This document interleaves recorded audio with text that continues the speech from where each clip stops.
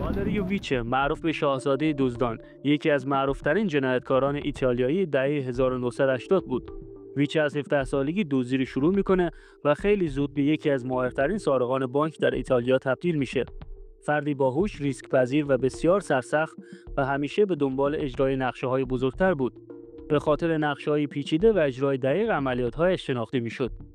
چندین سرقت موفق از بانک‌های ایتالیا انجام داده بود، ولی سرقت‌های ناموفقی هم داشت که باعث شد یه مدت هم تو زندان باشه. ولی زندان به جای اینکه اینو آدم کنه، براش یه دوره آموزشی بوده و اونجا از تجربه‌های دزدان دیگه هم استفاده می‌کرده.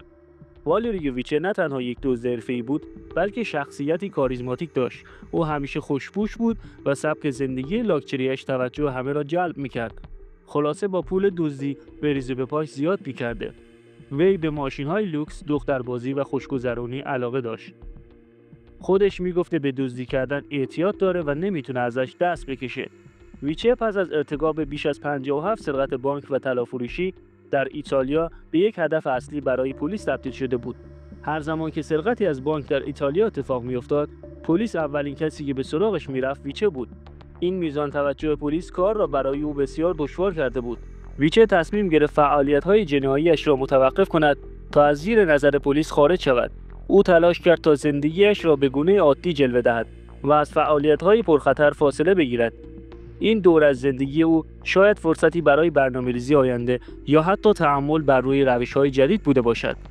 با این حال این دوره آرامش برای ویچه دوام زیادی نداشت. شخصیت ماجراجوی او و علاقش به زندگی پرزرق و برق باعث شد دوباره به دنیای جرم و جنایت بازگردد. اما به دلیل فشار شدید پلیس ایتالیا، ویچه متوجه شد که دیگر امکان ادامه فعالیت‌هایش در این کشور وجود ندارد. ویچه تصمیم میگیره به لندن بره. در آن زمان لندن یکی از مهمترین مراکز اقتصادی جهان بود و بانک‌های آن به شدت ثروتمند بودند. همچنین ویچه در لندن هنوز ناشناخته بود و پلیس این شهر او را تحت تعقیب نداشت که این شرایط برای او ایدئال بود. والری ویچه با 31 سال سن در حالی وارد لندن شد که از ایتالیا فراری بود و به دلیل 57 سرقت بانک، 9 سرقت جواهر فروشی و درگیری‌های مسلحانه تحت تعقیب قرار داشت. کت و شلوارهای شیک مدروز و ماشین‌های لوکسش این جنایتکار خشن رو پنهان می‌کردند. اگرچه در ابتدا با زبان انگلیسی مشکل داشت، هوش و سازگاریش به او اجازه داد تا به سرعت آن را یاد بگیرد. او به طور معتادانه در لندن زندگی می‌کرد و به عنوان یک روزنامه‌نگار ایتالیایی خود را پنهان می‌کرد. در طول سال اول حضورش در آنجا، او با موفقیت به 5 بانک بریتانیا دستبرد زد و تونست 370,000 پوند سرقت کنه. اون از تکنیک‌های پیشرفته خودش بهره می‌برد. ویچه پول زیادی جمع کرده بود، اما با زندگی پرزرق و برق، ماشین‌های گران قیمت، ساعت‌ها و زنان، خیلی زود آنها را خرج می‌کرد. یکی از دوستان بین‌المللی ویچه، یک پولشوی اعظم، دلال و مالخر به نام اسرائیل پینکوس، در آن زمان برای تجارت در بریتانیا بود. اسرائیل پینکوس به ویچه صندوق امانات نایتسبریج رو معرفی میکنه. صندوق امانات نایتسبریج یک مرکز نگهداری بسیار امن بود که در قلب منطقه عیارنشین نایتسبریج لندن واقع شده بود. این مرکز به مشتریان ثروتمند خدمات ارائه میداد که اشیاء قیمتی مانند پول نقد، جواهرات و اسناد مهم خود را در صندوق امانات آن نگهداری می‌کردند. سیستم‌های امنیتی پیشرفته این مرکز از جمله قفل‌های اتوماتیک، شیشه ضد گلوله و نظارت تصویری چالش‌های قابل توجهی را ایجاد می‌کرد. اونقدر امن بود که حتی خلافکارا هم پول و جواهراتشون اونجا می‌ذاشتند. ویچه متوجه شد که نمی‌تواند از روش‌های معمولی خود استفاده کند. بنابراین یک طرح پیچیده‌تر ابداع کرد. اون یک صندوق با هویت جعلی اجاره میکنه و با تظاهر به یک تاجر ثروتمند و با شخصیت کاریزماتیکی که داشت، خودش رو به یکی از دو مدیر مجموعه به نام پرویز لطیف نزدیک کرد. پرویز لطیف اصالتا هندیه و سالهاست که تو این مرکز مشغول به کار بوده. خلاصه چند ماهی میگذره، ویچه کاملا با لطیف صمیمی میشه. بماند که ویچه با دوست دختر لطیف هم رابطه برقرار میکنه. پرویز هم فردی خوشگذران بود و سر قمار کردن بدهی بالا آورده بود و افراد خطرناکی دنبالش بودند. ویچه که میدونست لطیف بدهی داره و از طرف بدهکاراش داره اذیت میشه، موضوع سرقت رو به لطیف میگه. لطیف که تا خرخره تو قرض بود، قبول میکنه با ویچه همکاری کنه. ویچه بدهی پرویز لطیف به قماربازها را پرداخت کرد. این کار را به عنوان یک دردسر کمتر در نظر گرفت. اما به لطیف نگفت که این کار را کرده است و به لطیف گفت که با قماربازها خودش کنار میآید و بعد از سرقت به آنها پول میدهد و آنها دیگر مزاحم او نخواهند شد. ویچه با همکاری پرویز لطیف از ساختار درون بانک اطلاعات دقیقی درباره روند کاری، زمانبندی‌های حساس و نقاط ضعف امنیتی به دست آورده بود و توانست نقشه دقیق و هوشمندانه تدوین کند. این اطلاعات به او اجازه داد تا سیستم‌های نظارتی، قفل‌های چند لایه و سیستم‌های هشدار را پیش از وقوع عملیات شناسایی و از بین ببرد یا از آنها دور بماند. ویچه طوری نقشه را طرح میکنه که بعد از دزدی هم پلیس شک نکنه که یه نفر از داخل آمار داده. ویچه در این دزدی از چند دزد آماتور استفاده میکنه تا پلیسا نتونن اونا رو پیدا کنن.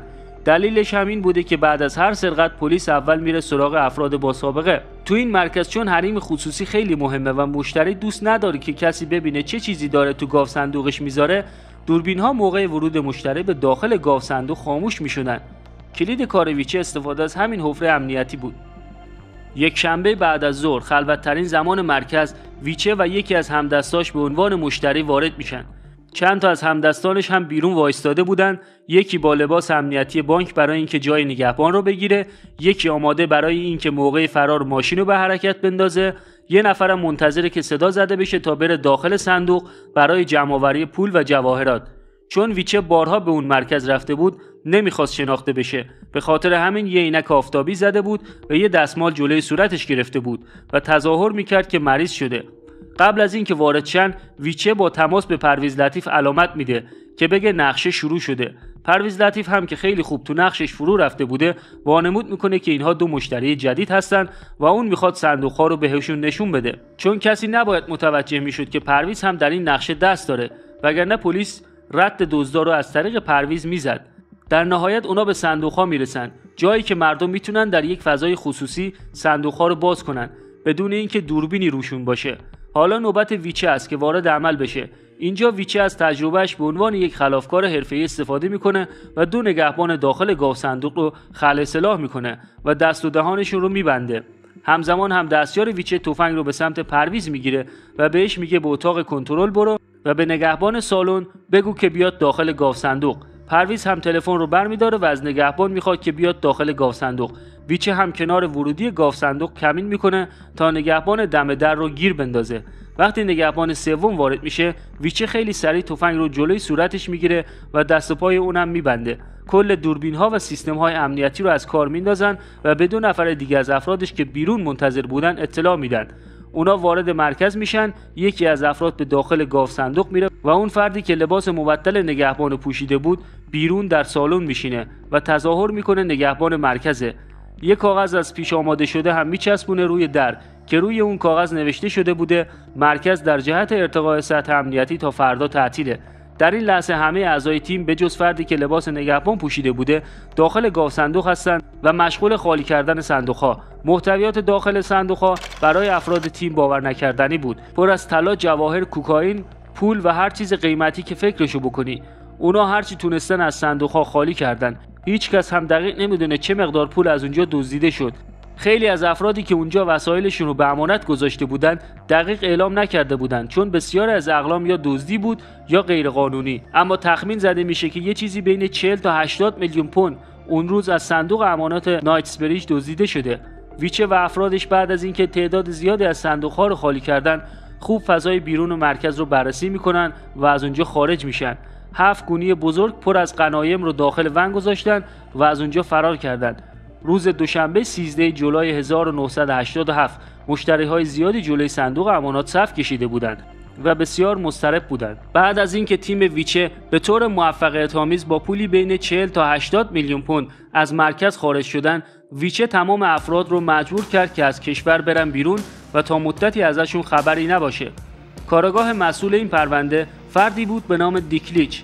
کارآگاه لیچ هرچی دنبال سرنخ گشت و پرسجو کرد، هیچ چیز پیدا نکرد. اما بعد از بررسی‌های دقیق یک سرنخ از داخل صندوق امانات پیدا شد. حدس میزنید اون سرنخ چی بوده؟ چه مشکلی میتونسته توی نقشه بی‌نقص ویچه پیش بیاد و همه چیز رو خراب کنه؟ دوستان ممنونم که تا اینجای ویدیو همراه ما بودید. اگه زحمتی نیست یه لایک بکنید تا انرژی بگیریم و اگر هم دوست داشتید ما رو ساب کنید. خب ادامه‌شو بریم. ویچه وقتی داشته سعی می‌کرده یکی از صندوق‌ها رو باز کنه، انگشتش رو می‌بره و یک اثر انگشت خونی روی یکی از صندوق‌ها باقی می‌ذاره. در دهه 80 میلادی هنوز اونقدر امکانات دیجیتال وجود نداشت که بتونن در طی چند ثانیه اثر انگشت رو به صورت آنلاین تطابق بدن و اون فرد رو پیدا کنن. به خاطر همین تیم کاراگاه دیکلیچ مجبور بود اثر انگشت ویچه رو با تک تک اثر انگشت‌هایی که پرینت شده توی بانک داده هاشون داشتن با چشم غیر مسلح تطابق بدن تا بتونن اون فرد رو پیدا کنن. با اینکه هرچی میگشتن به در بسته میخوردن، کاراگاه لیچ ایمان داشت که این اثر انگشت حتما باید یک جایی باشه، چون دزدی به این بزرگی و با ظرافت نمیتونست کار یه آماتوری باشه که تا حالا دستگیر نشده. بعد از اینکه اثر انگشت توی بانک اطلاعاتی خودشون پیدا نشد، متوسل شدن به بانک اطلاعاتی کشورهای دیگه و پس از مدتی یک خبر خوب از ایتالیا رسید. این دزدی کار والریو ویچه اهل ایتالیا بود. پلیس ایتالیا اسامی همدستان مرتبط با ویچه رو ارائه داد و نام اسرائیل پینکوس یکی از آنها بود. ویچه و پینکوس برای فروش برخی از جواهرات به تلاویو رفته بودند.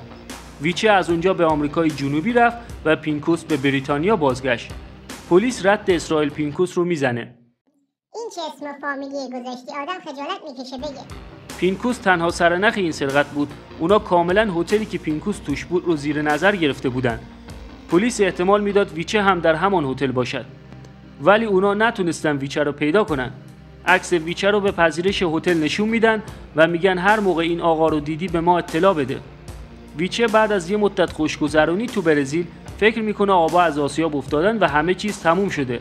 میاد تا ماشین فراری تستاروزاش رو ببره، چون به این ماشین خیلی علاقه داشت و یه سر هم به دوست دخترش بزنه و هم ببینه پولشوی اعظم اسرائیل پینکوس با جواهرات چیکار کرده. اینو توجه داشته باشید که علت اصلی اومدن ویچه بردن فراری تستاروزاش بود، چون به این ماشین خیلی علاقه داشت. انگار مدارک و مجوز واردات اون مشکل داشته و همین موضوع باعث عدم ارسال اون به آمریکای جنوبی میشد. ویچه وقتی برمیگرده به هتل، پذیرش هتل به پلیس اطلاع میده و میان ویچه و اسرائیل پینکوس رو دستگیر میکنن.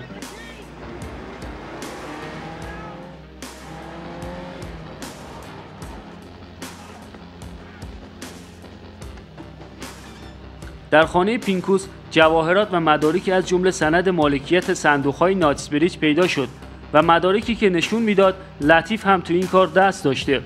ویچه به جای رها کردن خودروش برای اطمینان از نهایی شدن مدارک برمیگرده که منجر به دستگیریش میشه. یک اشتباه احمقانه و عشق او به فراری باعث دستگیریش شد. ویچه به 22 سال زندان، اسرائیل پینکوس به جرم خرید و فروش اموال مسروقه به 10 سال زندان و پرویز لطیف به جرم سرقت با توطئه و 8 سال زندان محکوم میشن. در 19 آوریل 2000 در حین مرخصی روزانه از زندان، درگیری مسلحانه‌ای بین ویچه و همدستش مالاتستا و پلیس رخ میده که منجر به مرگ ویچه شد. پلیس گفت که این دو قصد داشتن از یک بن امنیتی بانک سرقت کنند. مالاتستا پس از شلیک گلوله سعی کرد فرار کند، اما زخمی و دستگیر شد. ویچه یک افسر پلیس را زخمی کرد و در رگبار گلوله کشته شد.